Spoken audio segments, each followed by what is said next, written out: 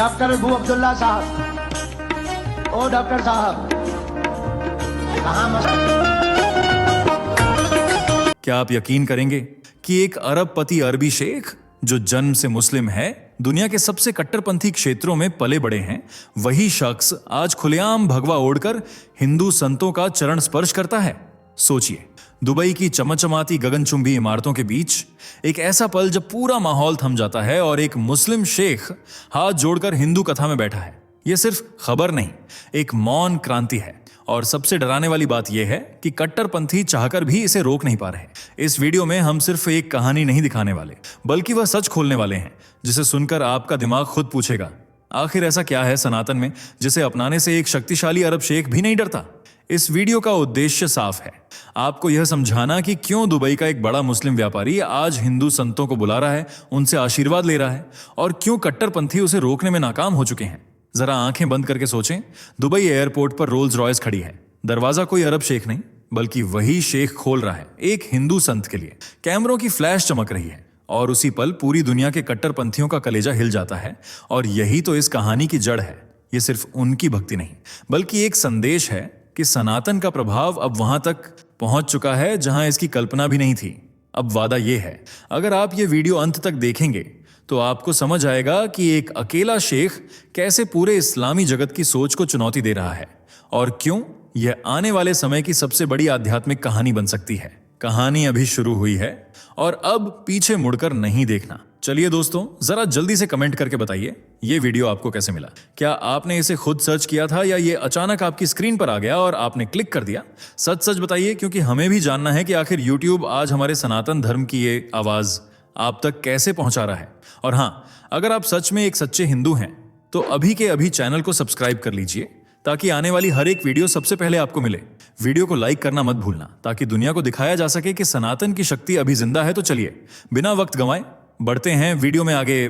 क्यों दुबई के ये मुस्लिम शेख सनातन के रंग में रंगते जा रहे हैं? मुस्लिम होने के बाद भी ये क्यों हिंदू धर्म की परंपराओं को फॉलो करते हैं? क्यों इन्होंने देवी चित्रलेखा को दुबई आने का न्योता दिया? ये अब तक कितने हिंदू संतों से मिल चुके हैं? क्यों कट्टरपंथी इनका विरोध करते हैं? अगर आप भी इन सवालों के जवाब जानना चाहते हैं तो हमारे साथ वीडियो के लास्ट तक बने रहें। दोस्तों, ये बात तो सभी जानते हैं कि हिंदू धर्म आज पूरी दुनिया में अपनी जड़ें फैला रहा है। दुनिया भर में सनातन को दिल से कबूल करने वाले लोगों की संख्या करीब 1.2 अरब है, जो इसे दुनिया का तीसरा सबसे बड़ा धर्म बनाती है। जबकि भारत में हिंदू धर्म के फॉलोअर्स सबसे ज्यादा देखने को मिलते हैं।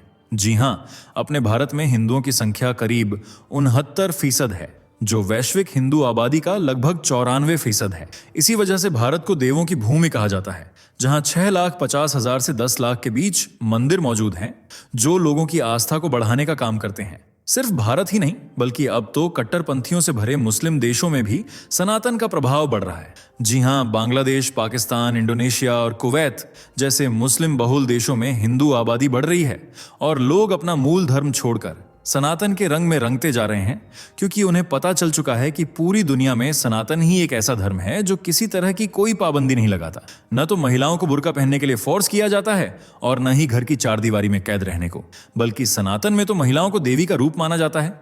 9 दुर्गों पर उनकी पूजा की जाती है। यही वजह है कि इस्लाम को छोड़ने वाली ज्यादातर महिलाएं ही हैं जो सनातन से जुड़कर अपने आप को भाग्यशाली मान रही हैं। और इन्हीं महिलाओं की तरह एक ऐसे बिजनेसमैन भी हैं जो रहते तो मुस्लिम कंट्री दुबई में हैं, लेकिन उनके मन में सनातन के प्रति गहरी श्रद्धा मौजूद है। इस बात का सबूत वे कई बार दे भी चुके हैं, जिस वजह से कट्टरपंथी मुस्लिम देश उनका विरोध भी करते हैं, लेकिन उन्हें कोई फर्क नहीं पड़ता।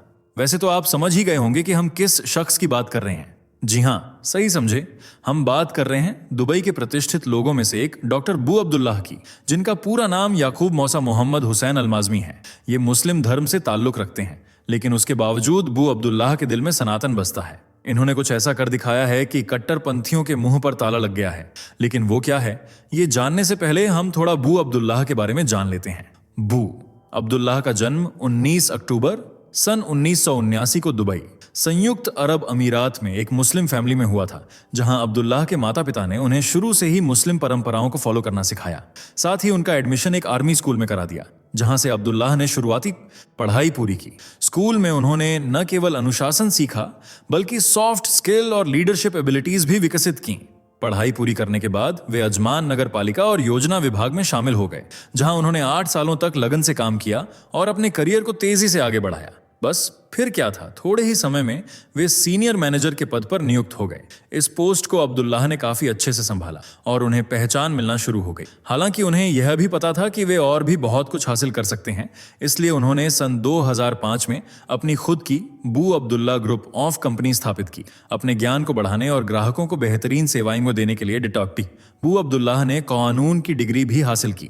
अब अब्दुल्लाह के पास कानून के साथ साथ बिजनेस की भी समझ थी, इसलिए उन्होंने दुनिया की करीब 200 से ज्यादा कंपनियों को अपने अंडर में कर लिया और मध्य पूर्व, एशिया और उसके बाहर की कंपनियों में अपने अद्भुत पोर्टफोलियो के साथ विभिन्न उद्योगों और संस्कृतियों को नेविगेट करना शुरू कर दिया तथा दुबई के हाई प्रोफाइल अमीराती बिजनेस मैग्नेट बन गए। वो आज बू अब्दुल्ला ग्रुप ऑफ कंपनीज, बू अब्दुल्ला रियल एस्टेट, बू अब्दुल्ला बिजनेस कंसल्टेंसी, बू अब्दुल्ला इन्वेस्टमेंट्स, बू अब्दुल्ला ग्रुप ऑक्शंस, वफा अली अल होसानी लीगल फर्म और बॉलीवुड इवेंट्स जैसी कई कंपनियों समेत अलग अलग बिजनेस से भी जुड़े हुए हैं। साथ ही अपने मानवीय कार्यों के लिए भी जाने जाते हैं, जैसे कोविड-19 महामारी के दौरान उन्होंने जरूरतमंद लोगों की काफी मदद की। इसके अलावा उनकी लॉ फर्म को भारतीय दूतावास द्वारा अमीरात में रहने वाले भारतीयों को कानूनी सलाह और मदद प्रदान करने के लिए आधिकारिक रूप से चुना गया था। वे प्रवासी समुदाय, खासकर भारत से आए हुए लोगों की मदद करते हैं। बू अब्दुल्लाह के सोशल वर्क की वजह से उन्हें कई अवार्ड्स भी दिए गए हैं, जैसे world book of records UK से उन्हें अपने अच्छे कामों की वजह से सम्मानित किया गया था। साथ ही उनके प्रोफेशनल स्किल्स के चलते उनका नाम गिनीज वर्ल्ड रिकॉर्ड्स में भी दर्ज किया गया। तो दोस्तों, अब तक तो आप समझ ही गए होंगे कि शेख बू अब्दुल्लाह कोई छोटी मोटी हस्ती नहीं है, बल्कि दुबई का जाना माना नाम है, जो अब सनातन के रंग में रंगता जा रहा है। और ये बात कन्वर्टेड मुस्लिमों को अच्छी नहीं लग रही।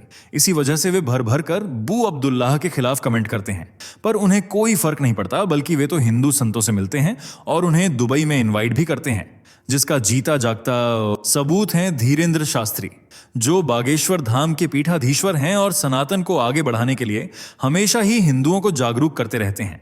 लेकिन आपको जानकर हैरानी होगी कि बू अब्दुल्लाह, जो एक मुस्लिम हैं, वे बाबा बागेश्वर के भक्त हैं और दिल से उनका सम्मान करते हैं। इस बात का अंदाजा आप ऐसे लगा सकते हैं कि बू अब्दुल्लाह ने न सिर्फ धीरेंद्र शास्त्री को अपने शहर में बुलाया, बल्कि हिंदुओं के लिए सत्संग भी आयोजित किया गया। 25 मई सन 2024 को धीरेंद्र शास्त्री भी बू अब्दुल्लाह के कहने पर न्यूजीलैंड में अपनी कथा खत्म करने के बाद सीधा दुबई के लिए रवाना हो गए, जहां उनके सम्मान में बू अब्दुल्लाह पहले से ही एयरपोर्ट पर खड़े हुए थे।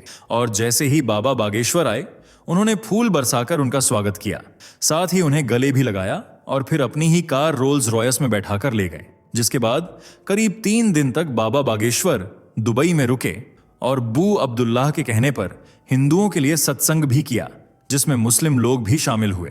सत्संग की फोटोज और वीडियो बाद में बू अब्दुल्लाह ने अपने सोशल मीडिया पर शेयर की। उन्होंने एक्स पर लिखा कि दुबई में गुरुजी धीरेंद्र कृष्ण शास्त्री का स्वागत कर उन्हें सम्मानित किया गया। इसे भारत और संयुक्त अरब अमीरात के बीच सांस्कृतिक संबंधों और आध्यात्मिक एकता का जश्न मनाने की तरह देखा जाना चाहिए। हालांकि इस पोस्ट को देखकर कट्टरपंथियों को काफी मिर्ची लगी और उन्होंने नेगेटिव कमेंट भी किए, जिनमें लिखा था कि जब दुबई में मंदिर बनाया गया था तब बाढ़ आ गई थी। अब धीरेंद्र शास्त्री के कदम दुबई में पड़े हैं, पता नहीं कौन सा सैलाब आएगा।